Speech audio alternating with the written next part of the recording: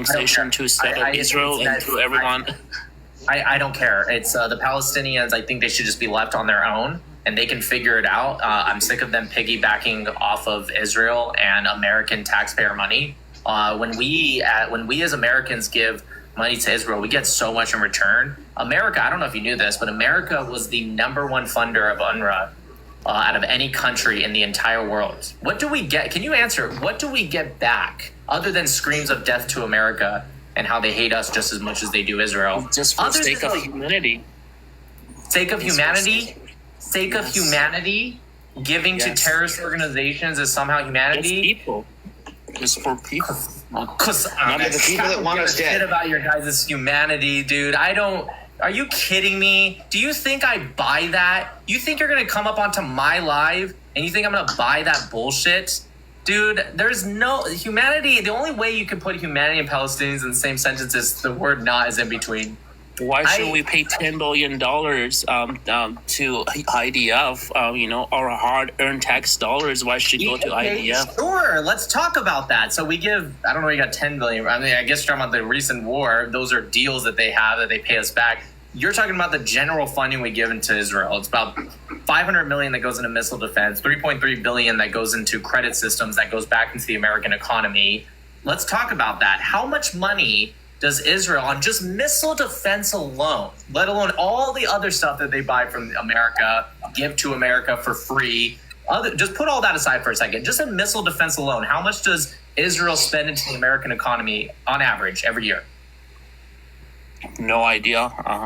Somewhere between 10 to 20. If they have any contribution. I'm going to tell you, stop talking. If you don't know, I respect you saying I don't know, but let me tell you, right? It's about 10 to 20 billion dollars a year. The munitions that they buy from us goes on top of that.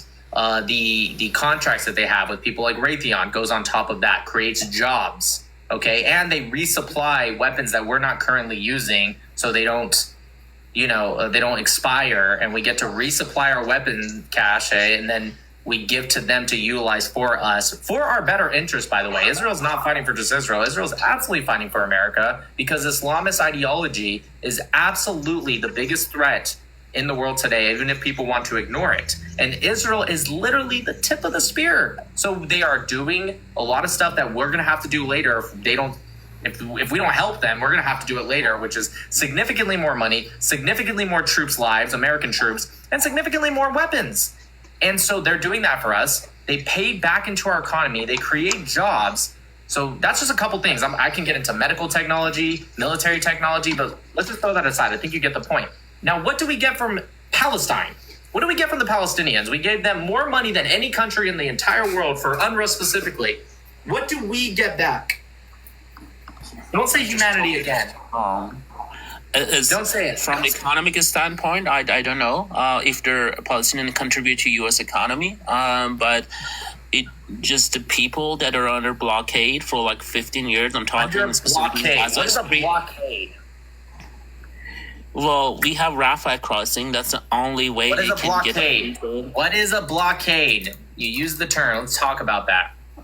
From sea, from air, and from land, there is no way. I'm not asking what. I'm saying, what is a blockade? I'm not asking about security. What is a blockade? What does that mean? Just generally speaking, what is a blockade? When you put wall or fences around the land, means that's wrong. And you don't allow entering or exiting that land. You definitely do a blockade without walls or fences. And also, even if you do put up a wall or fence, that does not mean blockade. There's no blockade on Mexico. Yeah, we have a wall. Damn it. Well, not enough of one. When you are not allowing aid goes in, and that would consider blockade. Good. So you think that there is no aid that went in prior, well, even after October 7th, but prior to? I do believe aids are going in before October 7th and after October 7th. I'm not arguing. You just said it was a blockade. I thought you just said it was a blockade.